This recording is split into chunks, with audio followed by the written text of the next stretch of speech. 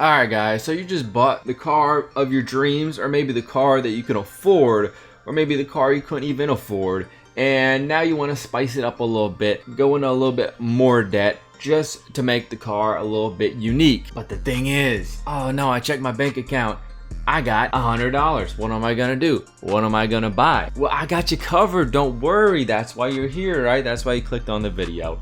Today I'm gonna tell you 8 mods, 8 of them, so you can pick, you can choose, and you can make your car swagged out for like 800 bucks after you get your next paycheck, which is probably more than I'm getting paid because YouTube does not pay me well.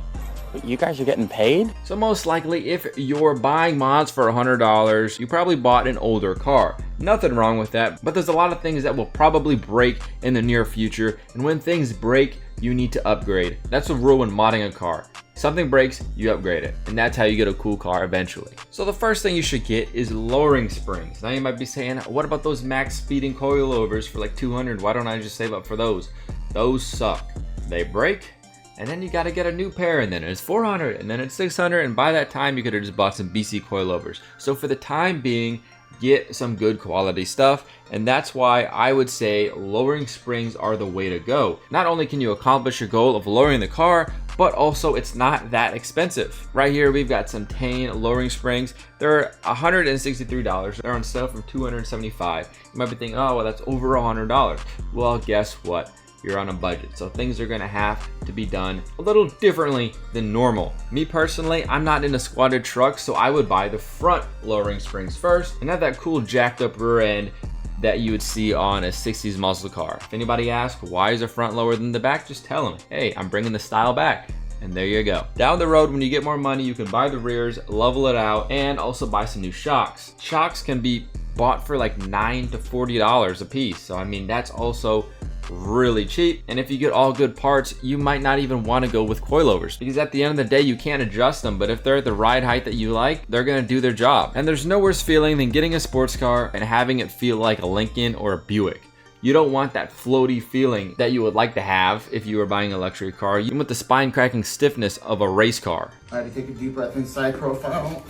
And getting some new springs and shocks will definitely help you get to that goal. But say you want to get to that goal a little bit faster. You want more rattles, you want more race car feeling, so that when your friends hop in, they're like, damn, this thing sounds fast. 1, 2, 3! Kevin, that guy's not even racing you. Yeah, he did, he blinked. Well, I've got you covered there too. If you have $200 to spend, I would recommend doing these at the same time because they're relatively in the same place, and I would go with a poly bushings kit. You can either buy the specific one you need, or you can buy a full kit. Singular ones, they're gonna be like $20 a piece. If you buy the whole kit for the whole car, it's like $130. This not only comes with the poly bushings, but it also comes with the metal inserts, and changing out the sway bar bushings, changing out the suspension bushings, changing out the frame bushings. All of this will make the car feel a lot more stiff. And the great thing about poly bushings, so far at least, I've never had to replace them. It's a one-time fix solution. If you don't know what polyurethane is, it's a stiffer material than rubber, but it's not as stiff if it was metal bushings. So it's a good in-between if you're going for more of a race car feeling, or actually any feeling, because they just make the car feel a whole lot better versus worn bushings. Now that you got the car dialed in suspension-wise,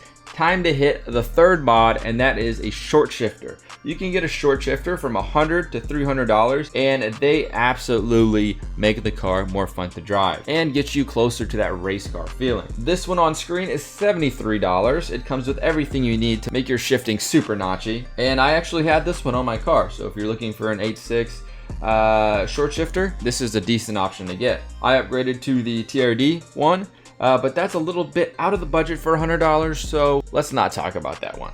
Now at this point, you got a pretty sweet car if you bought a car that was maintained properly. If the car doesn't have an engine, then you got some bigger problems to worry about, and you should probably put these mods off until the car works. But if your car runs well, every maintenance is up to date, now you've got a car that feels like a properly modded car. The only thing left, I would say, is stopping power. You fix the suspension, you fix the shifting, but you want the car to stop on a dime. And that's why I would recommend upgrading the brake pads. Now you might say, why don't you upgrade the brake calipers? Well, that's a little bit out of our budget, budget here, first of all. Big spender. Come on, man. But at the same time, why upgrade the brake calipers when you could just upgrade the brake pads first, see how you like that, and then if that doesn't do it, upgrade to bigger brake calipers later. I installed some EBC yellow stuff brake pads on my girlfriend's IS300, and since then she's been driving it like it's a race car.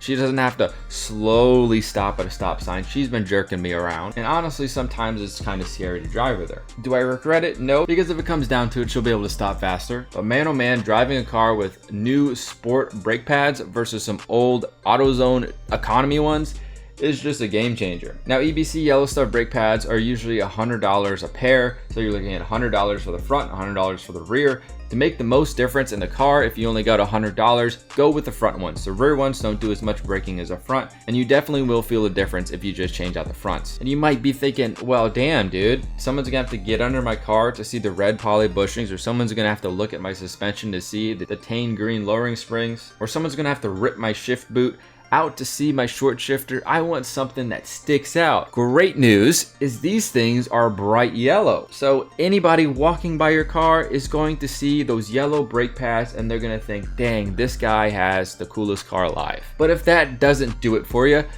then we got the fifth spot, and that's tint. Who doesn't love tint? It makes the car a whole lot better. It takes that fishbowl look out of the car and makes it look sleek. I would not recommend 5% for personal safety. I would recommend 10 to 15. Although some places it's not legal, right? We all know that. Don't come after me. I'm just saying that if it is legal, 10 to 15 I think is a sweet spot where it blocks out the sun, gives you an actual advantage so you're not sweating your balls off. It makes your AC work better, and it gives you some privacy, and the car just looks better. So it has a lot of benefits, not only just cosmetic, but it will make your AC work better because the AC won't have to try as hard to cool the car down. Especially on an old car running on R12, the AC system needs all the help it can get. And how much does window tint cost? I found a guy near me. He worked out of his truck and he did it like $25 a window. So if you have 4 windows, $100.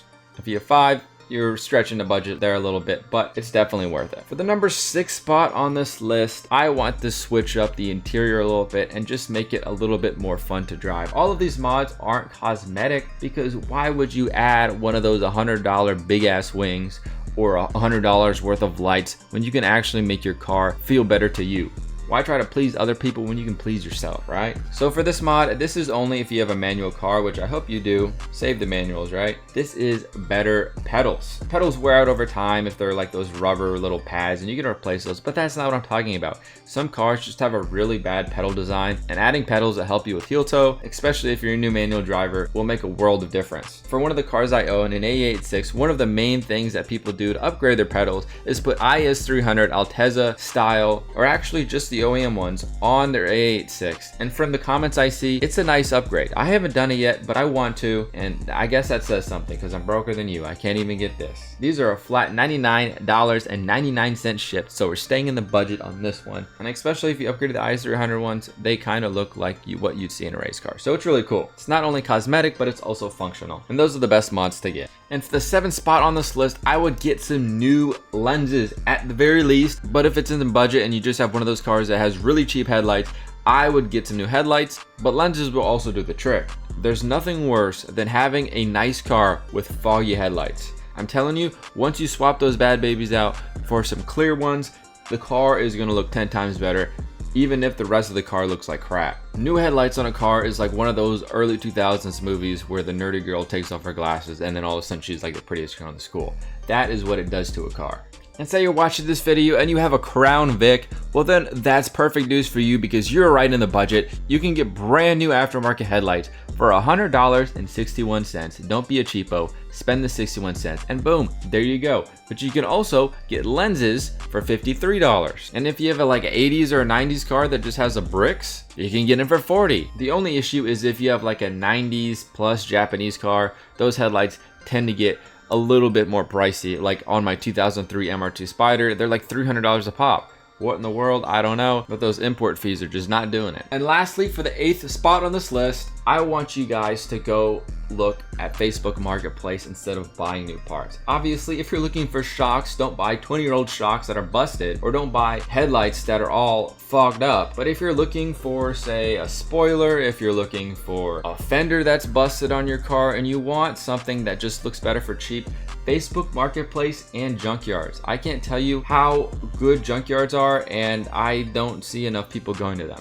I see people buying brand new fiberglass fenders when they could go to the junkyard and get one for like $50, and it's metal. Or you can find someone parting them out and maybe even get it for $25 and a nice conversation about the cars that you guys love. In my personal experience, I've used this when I was looking for gearing for my 4Runner. I had 410 gears in it and it just could not get past 55 miles per hour. I wanted it to get around 70 miles per hour. And what do you know? Second gen 4Runners have 488 gears if you got the sport package. So I went to the junkyard, I got 488 gears front and rear for like $150. If you go look them up brand new, some people are paying $2,000, $1,600, $1,500, depending on what all you get. But they're paying that much money for 488 gears. And especially with the Toyota, the gears last, so you don't have to worry about them breaking unless this guy was just thrashing them. And what do you know? They still work to this day. I have saved a ton of money just going to junkyards. Not only that it's cheaper, but you get to meet cool people in the community, and I've met a couple people this way. Gotta think smart to mod cars because it's an expensive hobby, and the last thing you want to do is overspend and then get your car repoed or something. So I hope you guys enjoyed this video. Please like and subscribe if you're new. Join the Discord down below. Leave some suggestions in the comments of other videos you'd like to see, and I'll see you guys in the next one. Peace out.